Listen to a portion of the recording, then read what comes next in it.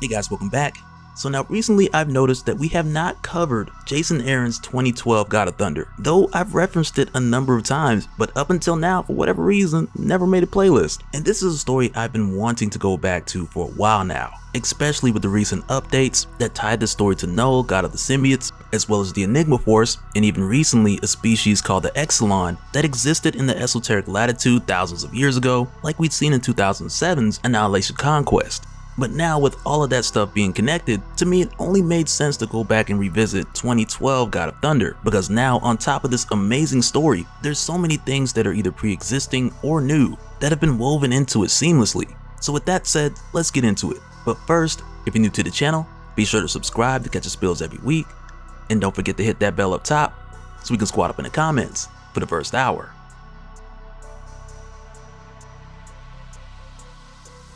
Alright, so throughout the course of this, we're going to be jumping through different points in time, which for the most part center around your three different Thors, with one from the 9th century, one from your modern day, and a third King Thor that is from many millennia in the future. And for those of you that have been rocking with me for a good minute, you probably remember back when we were covering Jason Aaron's Thor Volume 5, where we had jumped eons into the future, countless eons in fact, and it was then when Jason Aaron had given us the story with your Phoenix Force Wolverine versus your old King Thor, as well as Doom and a number of others who showed up again at this point. But I wanted to bring this up because a lot of what we talked about back then, it served as a continuation of Thor Volume 4, which we're getting into now. And with how this picks up, we start off with your 9th century Thor, who at this point is on Earth off the western coast of Iceland, where a frost giant had been terrorizing this village for weeks, with it eating 3 goats, 4 dogs, and 2 children. But when the mothers of this village prayed to the gods for help, that's exactly what they got, because Thor arrived and he took 20 men with him to track this frost giant down in order to kill it and end the suffering of the people of this village. And with that happening at this point, it's been 4 days of celebration. Thor's eaten more goats than a giant, he's drinking a ton of mead, he's made love to half of the women in this village, and at this time he's kind of having a moment where he's like, man, I love my life. Because he's the God of Thunder, the Prince of Asgard, he's the heir to the throne, and at this point in time for Thor in his life, your younger Thor, these few days in Iceland really paint the picture of what his life was like at the time, with young Thor just being all about the adventure, the battles, and the celebration.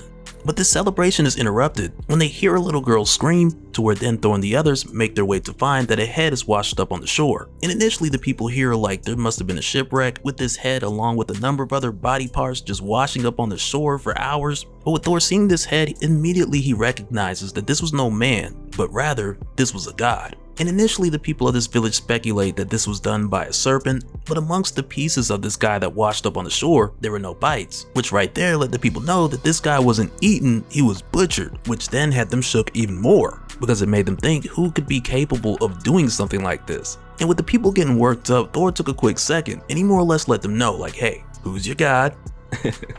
No, but Thor let them know like, hey, whatever did this, it'd be no match for his Asgardian steel, as he lives Yarnborn. And with doing so, he's really just doing a bit of crowd control by telling these people what they need to hear, even though he hasn't fully figured it out yet. But with the crowd settled, he gets a boy nearby to gather some wood to build a funeral pyre. But even after everyone's left, the older woman that was there, she drops to her knees and she starts praying. And Thor asks her like, what gods are you praying to? And she tells Thor, all of them, bruh.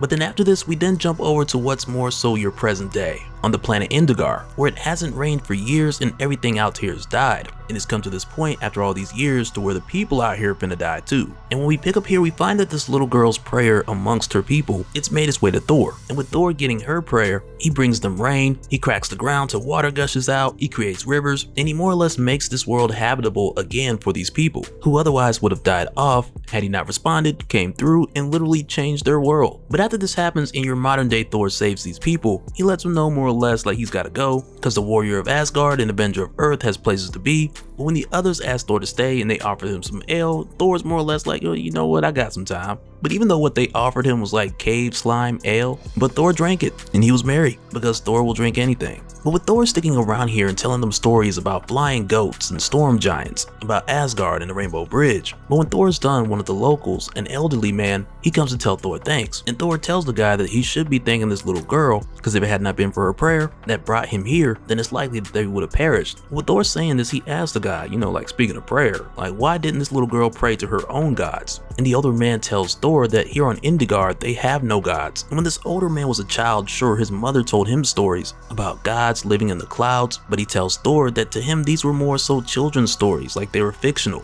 much like the stories that Thor had just told them. And with him saying this, is pretty much like he's calling Thor a liar. But it's here where Thor takes offense, and this guy, he quickly apologizes. But it's here where Thor tells him that he's gonna find the gods of Indigar, and he's gonna make sure that they come home. And this is what leads Thor to go and find the Sky Lords of Indigar, because at this time for Thor and all his travels, he'd never heard of a world that had no gods, and he had thought that to be something impossible. Until he got to this sky castle, because when Thor went inside to investigate, he found treasures that were untouched, an armory with rusted weapons, but no gods in sight. But just before he left, he found a storage house that he otherwise wouldn't have checked out, but because the door to what seems to be a storage house was the only door that Thor found that had been chained shut, so he figured he'd check it out before he leaves. And it's behind this door where Thor finds the missing gods of Indigar, and they're all dead. Man, woman, and child. And Thor notices right away as he puts Mjolnir in flashlight mode that with how these gods were butchered, there's no sign of invasion or even a battle. They weren't attacked by some mindless beast, and because god flesh rots slower, it's likely that they've been here for a few hundred years. But also Thor notices that the death of each of these gods, it was skillfully prolonged, and from what he sees, he believes that it's likely that one person did this, one person with various different weapons who had been doing this for years, much like a skilled carpenter carrying around their toolbox. But when Thor looks into the eyes of one of these gods and he sees their expression,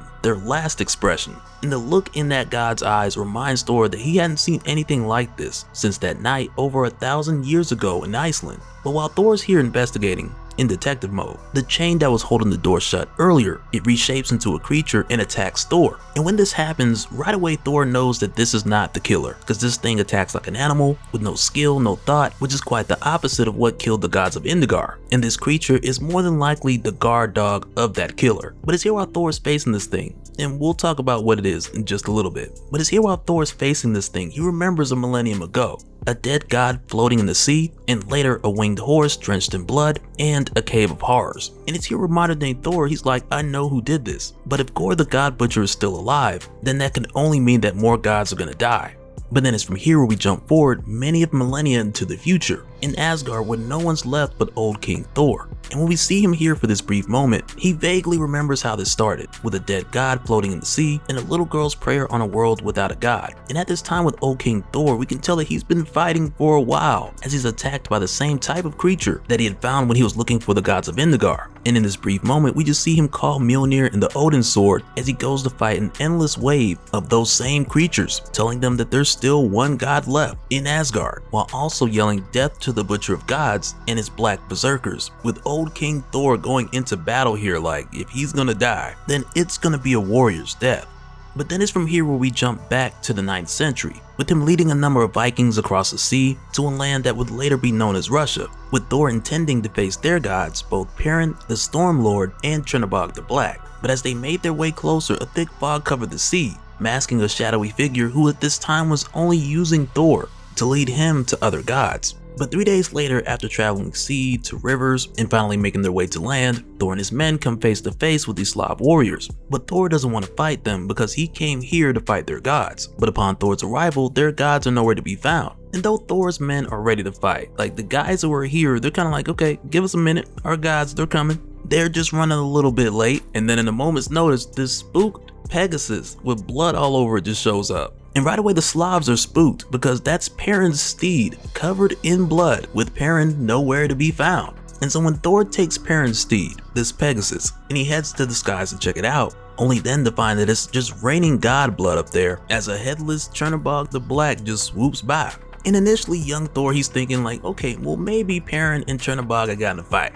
And it got nasty. But he can't help but to remember the face of that dead god that had washed up in Iceland, and it's causing him to feel like in this moment, like game just before it's hunted. And just when Thor thinks about that, boom, the Pegasus is decapitated, which then sends Thor free falling. And this right here is Thor's introduction to Gorr. Without any words, he just murders the horse he came in riding on. But with Thor falling, Gorr tells him that this feeling that you feel right now, this is helplessness. This is what it feels like to be mortal. And Gorr just lets him know, like, for our next lesson, I'm gonna teach you what it feels like to be butchered. Like, this guy's putting on a clinic. But with Thor falling, he guides himself to Chernobog's steed, which at this point, like we had seen, Chernobog ain't using it no more. But right away in this first encounter with Thor fighting back, when Gorr sees this, you can tell that Gorr's been doing this for a while, because he's kind of like, oh, this one's a fighter. And he tells Thor that he would be surprised how many gods cower like frightened children, moments before he takes them out. And of course with Gorr saying this, Thor is like, hey, I'm Thor of Asgard, warrior born. And he tells Gorr, I'm the last guy you gonna ever see, which is a pretty tough statement. But Gorr doesn't take that as a threat whatsoever. And he tells Thor, like, you're gonna just happen to be my first Asgardian kill. What I'm saying is he's telling Thor, like, don't worry, because you're gonna be joined by your whole pantheon soon after. And it's like for Thor, young Thor in this moment, with him meeting Gorr for the first time, hearing the way he speaks and looking into his eyes. And this reminded Thor of when he was a young child and he first met Dagar, who at the time for Thor, as a kid, that was the first time he learned the difference between war and murder. Because as a child, when young Thor snuck out to go see Dagar, who was imprisoned in an Asgardian pit for going on a murder spree across the 9 realms, and young Thor had to see this guy for himself the night before he was sentenced to death, because at the time Thor was curious to know what was the difference between Dagar and his father Odin, who had also slayed thousands, trolls and giants alike. And at the time, Odin had only told Thor that the greatest of warriors do not relish in the killing blow, because to do so, that person would only lose their self and become a monster. But on that night when Thor was a kid, he leaned over the pit, straining to get a view, to where then he slipped into the pit with that mad god, to where then young Thor got a good look at his eyes, which were calm and frighteningly serene. And when Dagar spoke, it was with a delicate voice, with much passion, but yet remarkable conviction. But during that time with young Thor in that pit with the mad god, Dagar didn't harm him, though he had already killed many, the young Thor's age and even younger. And the next day when the time came for his execution, which was given by Odin, and Dagar didn't plead for mercy, but instead he just had his head removed with a smile on his face. And it's here for Thor meeting Gorr for the first time, it reminds him of that mad god, that murderer. And the only difference is that this time around, he's the target. And he is the target that is getting hit a lot. But with Gorr getting Thor in a chokehold, just before he's impaled in the face, he's able to cut himself free with Yarnborn, as Chernobog's steed kicks Gorr in the back. And when this happens, it's almost like Chernobog's steed is like, yeah Thor, we got this, you know, we gonna team up, we gonna jump him. But with Gorr having the aerial advantage over Thor, with him being able to glide and maneuver, while Thor at this point is just free falling, and he just swoops in catching Thor and also denying Thor from allowing this fight to get to the ground. But with Gorr taking Thor back up into the sky for another round of helplessness, he tells Thor that he can't help but wonder what these fools on the ground are worshipping him for. And it's here where Gorr asks Thor, what exactly is he the god of? And it's here where Thor finally utters one of the few words that he got in throughout this whole fight. And in this moment, he just tells Gorr, thunder. As thunder just strikes Gorr, sending Thor plummeting back down to the ground, but also allowing him to survive and fight another day. And so now real quick, I want to give a special shout out to all the patrons. Thank you guys for all of your support.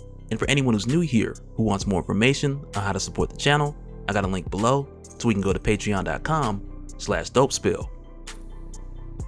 But that'll do it for this one, guys. Let me know your thoughts down in the comments below, and we'll do it again on the next one. Alright, later.